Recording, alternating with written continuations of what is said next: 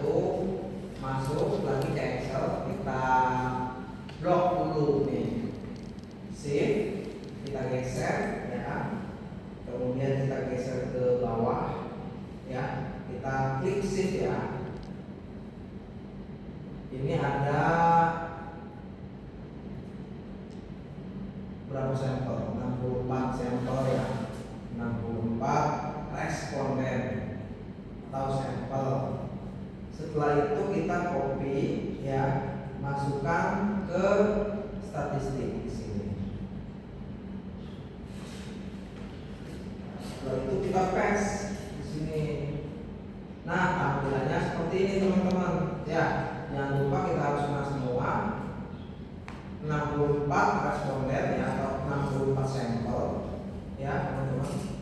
Baru masuk ke, kan ini data view ya, kita masuk ke variable view dulu.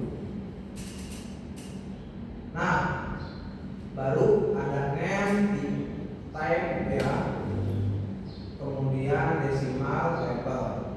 Yang diubah itu adalah name dulu ya. Kita namakan di sini variabel y, enter. Ini variabel x1, enter. Ini variabel x2. Nah, setelah itu desimalnya kita nolkan. Nih, desimalnya kita nolkan. Kemudian labelnya dikasih nama labelnya. Variabel y itu apa? Di sini saya contohkan. Variabel y-nya itu adalah kinerja underscore pegawai, enter. Kemudian ini saya contohkan di sini disiplin kerja, enter. Untuk X2-nya saya contohkan di sini komitmen underscore organisasi. Pak, kenapa pakai underscore? Untuk bisa supaya terbaca dalam statistik itu spasi itu adalah underscore. Kan udah ya semuanya ya, yang lainnya abaikan aja.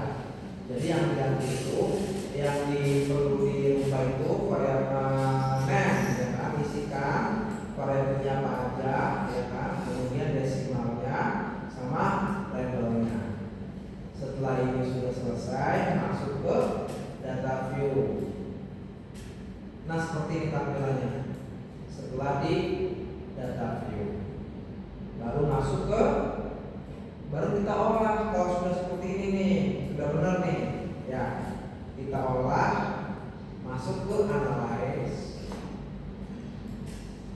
kemudian regression ya, masuk ke linear, klik linearnya. Nah, tampilannya seperti ini. Kinerja pegawai kan sebagai variabel dependen ya, atau variabel terikat, atau variabel endogen, ataupun variabel yang dipengaruhi ya. Variabel terikat, dependen, endogen sama, atau variabel yang dipengaruhi, atau variabel yang terdampak ya. Masalah itu kenapa diteliti? Karena variabel y-nya yang bermasalah, bukan faktor variabel x di variabel y, karena menurun atau rendah variabel y-nya ini gitu. Baru masukin variabel kinerja pegawai ke dependen, dan disiplin kerja dan komitmen ini ke variabel independen atau variabel yang mempengaruhi ya. Variabel independen, variabel yang mempengaruhi, variabel eksogen sama. Nah, setelah ini kita klik statistik, kita centang sesuai kebutuhan ya. Ini centangannya 4, estimate, model fit,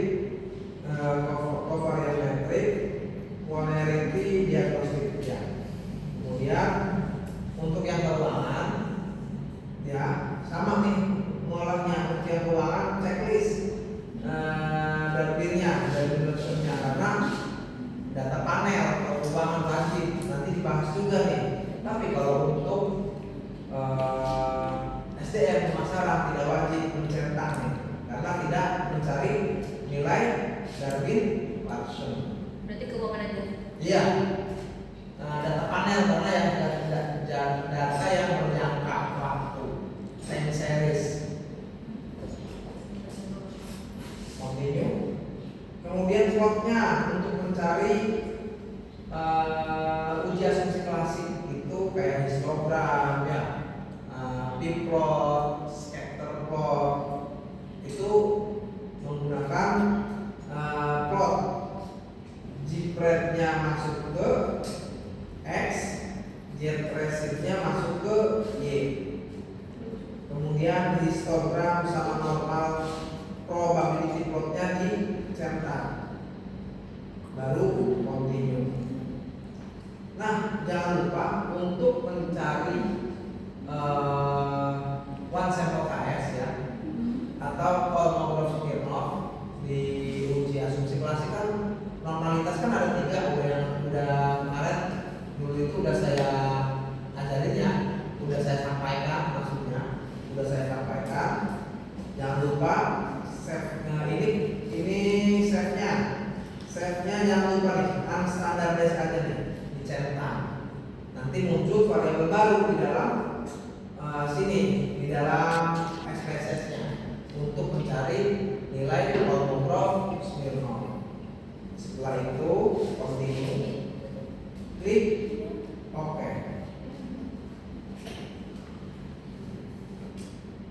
Tunggu sebentar.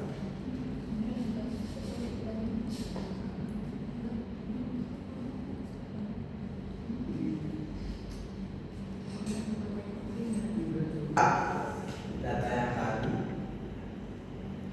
Nah, di sini muncul variabel baru untuk mencari nilai uji normalitas ya, uji Kolmogorov-Smirnov atau one sample KS.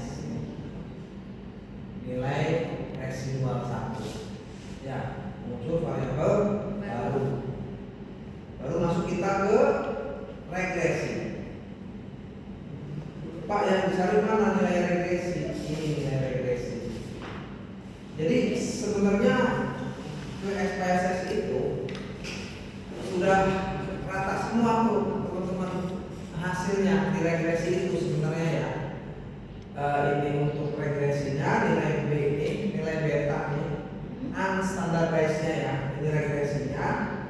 Kemudian ini nilai uji T-nya atau nilai uji parsial ya.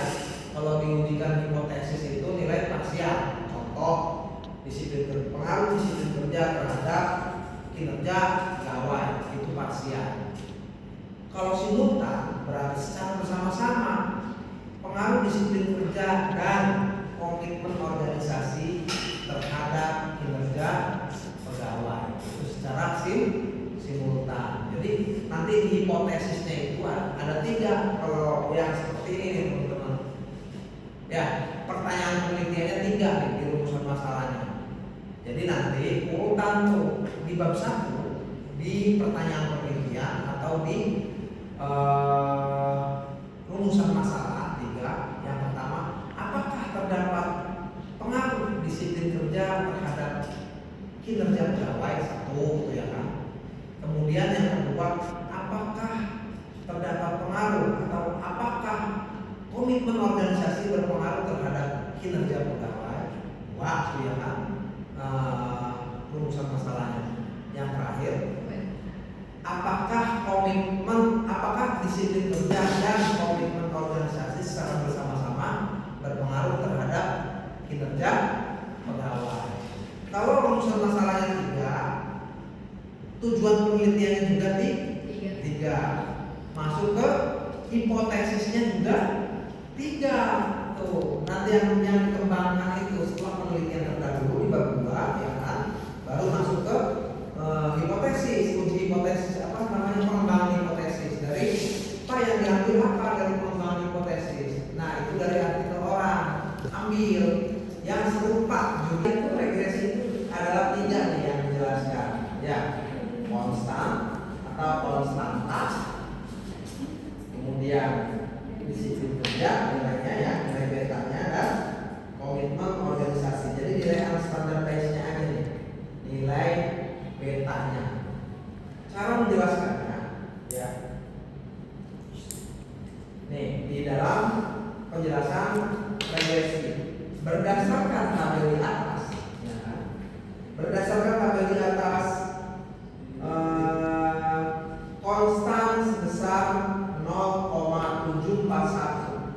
Artinya jika variabel disiplin kerja dan komitmen organisasi nilainya adalah 0, artinya tidak ada peningkatan ini ya kan? Maka kinerja pegawai tetap 0,741. Jadi yang dicari konstan seperti itu ya cara menjelaskannya ya. Saya ulang, konstan nilai koefisien regresi konstan sebesar 0,741. Artinya jika variabel disiplin kerja dan komitmen organisasi nilainya adalah 0, ya kan, maka kinerja pegawai tetap 0,741. Nah, baru masuk ke yang kedua nih, disiplin kerja, ya kan. Nilai koefisien regresi variabel disiplin kerja 0,7 atau positif 0,726. Artinya jika variabel disiplin kerja mengalami peningkatan 1 kali 100%, maka kinerja pegawai mengalami peningkatan 0,726 kali. Itu cara menjelaskannya ya.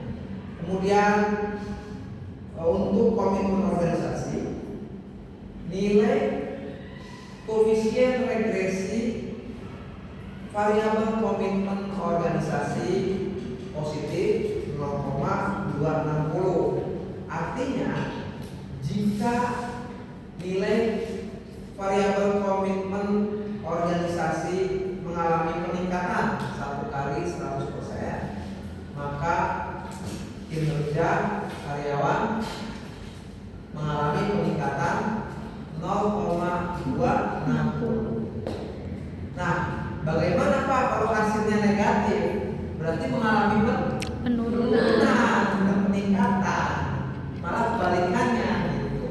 Ya, artinya misalkan disiplin kerja mengalami penurunan negatif berapa? Artinya jika variabel disiplin kerja mengalami penurunan sekian, maka kinerja pegawai mengalami penurunan negatif sekian kali. Gitu. Cara menjelaskannya. Ya, dari sini ada yang ditanyakan. T ya, ini parsialnya 2 nih yang diambil ya, nilai T hitung.